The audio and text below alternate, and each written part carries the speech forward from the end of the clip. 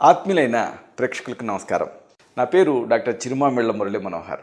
ప్రపంచవ్యాప్తంగా ఉన్న మిమ్మల్ని అందరినీ ఇలాగా ఈ ఛానల్ ద్వారా కలుసుకుంటున్నందుకు చాలా ఆనందంగా ఉంది. ఎందుకంటే మీరు ఈ ప్రోగ్రామ్స్లో బాగా ఇన్వాల్వ్ అవుతున్నారు. ఈ ప్రోగ్రామ్స్ని మీ సర్కిల్స్తో షేర్ చేసుకుంటున్నారు. మీ ఇన్వాల్వ్మెంట్ చూస్తే నాకు నా బాధ్యత మరింత పెరిగినట్లుగా నాకు అనిపిస్తుంది. మీతో మరిన్ని విషయాల్ని పంచుకోవాలన్నటువంటి ఆసక్తి కలుగుతుంది. ఈ కార్యక్రమంలో మనం ఒక ఆసక్తికరమైన విషయాన్ని తెలుసుకోబోతున్నాం. మిరప. ఈ మిరపలో దాగున్న ఔషధ రహస్యాలను తెలుసుకుందాం. మిరప ఏమిటి, ఔషధ రహస్యాలు ఏమిటి అని మీకు అనిపించవచ్చు. కానీ మిరపలో కూడా గొప్ప ఔషధ శక్తులు ఉన్నాయి. ముఖ్యంగా దీన్ని అనేక సమస్యలని తగ్గించుకోవడానికి వాడుకోవచ్చు. ఎలాగో తెలుసుకుందాం. మనకి బయట ఆరు బయట ఏదైనా గాయం అవుతుంది, లేదా ఏదైనా కత్తి కోసుకుపోయి ఘాటు అవుతుంది. ఇలాంటి సందర్భాలలో అది సెప్టిక్ అయ్యే రిస్క్ ఉంటుంది. ఇలాంటి గాయాలు కానీ కత్తి ఘాట్లు కానీ వీటిని తగ్గించుకోవాలంటే దానికి మిరప ఉపయోగపడుతుంది. ఇదేమిటబ్బా అని మీకు అనిపించవచ్చు.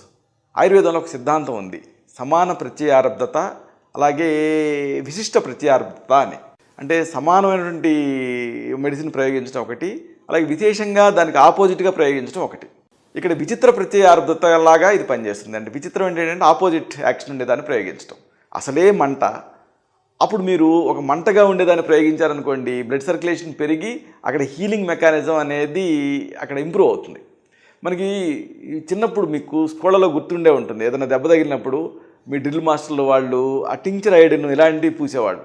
మంట ఎత్తిపోయేది, ఏడ్చేవాళ్ళు మీరు. కానీ ఆ తర్వాత విచిత్రంగా అది వేగంగా తగ్గేది. గుర్తుందా మీకు?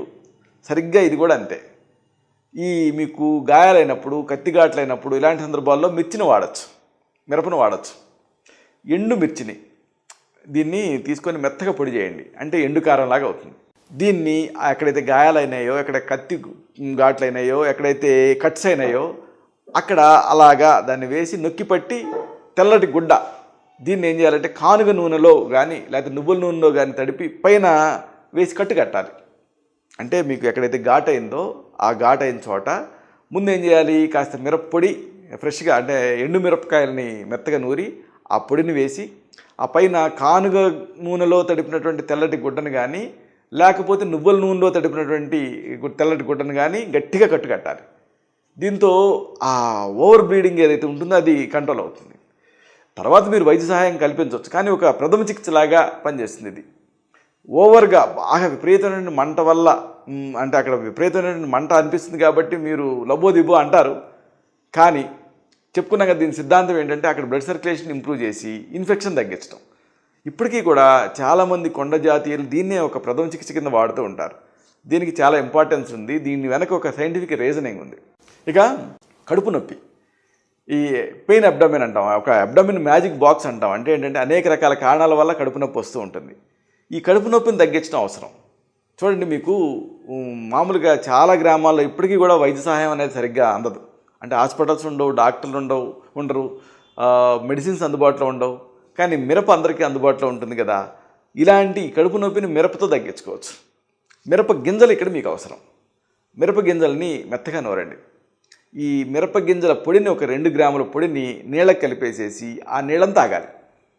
దీంతో వెంటనే విచిత్రంగా ఆ కడుపు నొప్పి తగ్గుతుంది. చాలా అద్భుతమైనటువంటి చికిత్స ఇది. ఇది యాంటీ స్పాస్మోడిక్గా పనిచేస్తుంది. ఈ ఔషధం తయారీని మీరు గుర్తుపెట్టుకొని కడుపు నొప్పి వచ్చినప్పుడు వాడచ్చు.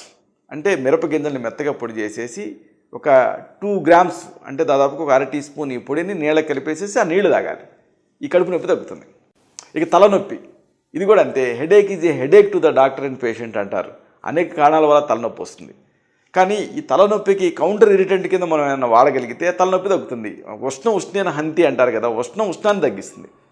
అలాగే ఈ తలనొప్పిని ఈ మిరపతో తగ్గించుకోవచ్చు, ముఖ్యంగా మిరప గింజలు కానీ అలాగే మిరపకాయను కానీ దీన్ని నీళ్ళతోటి మెత్తగా పేస్ట్ లాగా తయారు చేయండి. ఆ మిరప గింజల పేస్ట్ని లేదా మిరపకాయల పేస్ట్ని మీరు తలకి పట్టిలాగా వేసుకోవాలి, అంటే పట్టీలాగా వేసుకోవాలి, లేదా ఈ బామ్లాగా పూసుకోవాలి. దీంతో ఈ తలనొప్పులు తగ్గుతాయి. అలాగే కండరాల నొప్పులలో కూడా ఇది బాగా పనిచేస్తుంది. మీ శరీరంలో ఎక్కడైనా సరే బాడీ పెయిన్స్ ఉంటే అప్పుడు ఈ మిరపకాయల్ని ముద్దగా నూరేసేసి ఆ ప్రదేశం మీద కట్టుకోవాలి. దాంతో ఆ నొప్పులు తగ్గుతాయి. ఇంతేకాదు, కీళ్ళ నొప్పున్నా, కండరాల నొప్పున్నా ఇలాంటి అన్నిట్లోనూ ఈ మిరప పనిచేస్తుంది. ఎందుకంటే చూడండి, మొత్తం ఈ మనం మెడిసిన్ కనుక తీసుకుంటే ఈ వైద్య శాస్త్రాన్ని ఎక్కువ మంది సఫరర్స్ ఎవరు అంటే పెయిన్స్. లక్షలాది రూపాయలు ఈ పెయిన్స్ గురించి, పెయిన్ కిల్లర్స్ గురించి ఖర్చు పెడుతున్నారు. మళ్ళీ వీటితో అనేక రకాల ఇబ్బందులు అందరికీ తెలిసినవే. లోపల బ్లీడింగ్ అవ్వడం, ఇంటర్నల్గా ఇలాంటివన్నీ ఉంటున్నాయి. అలా కాకుండా ఈ నొప్పులను తగ్గించుకోవడానికి, ముఖ్యంగా కీళ్ళ నొప్పిని, కండాల నొప్పులను తగ్గించుకోవడానికి మిరప అనేది చాలా అద్భుతంగా పనిచేస్తుంది. Counter irritant. మిరప గింజలు, మిరియాలు సమంగా కలపండి. ఈ ఫార్ములా గుర్తుపెట్టుకోండి.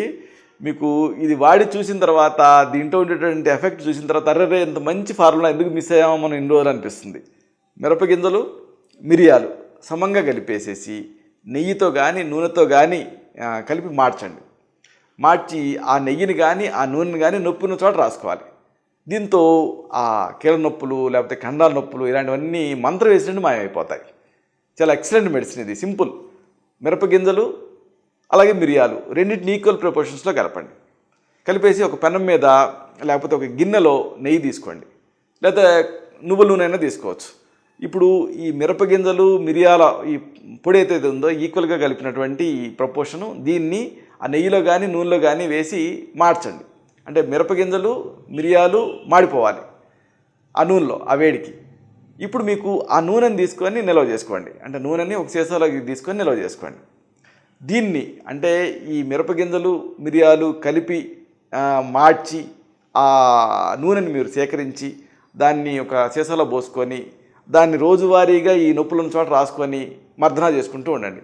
నొప్పులు తగ్గిపోతాయి. అలాగే నీళ్ళ విరేచనాలు, ఒకవేళ అజీర్తి వల్ల, ఇండైజెషన్ వల్ల కడుపు నొప్పి ఇలాంటివి ఉన్న సందర్భాల్లో కూడా ఈ మిరపగింజలు పనిచేస్తాయి.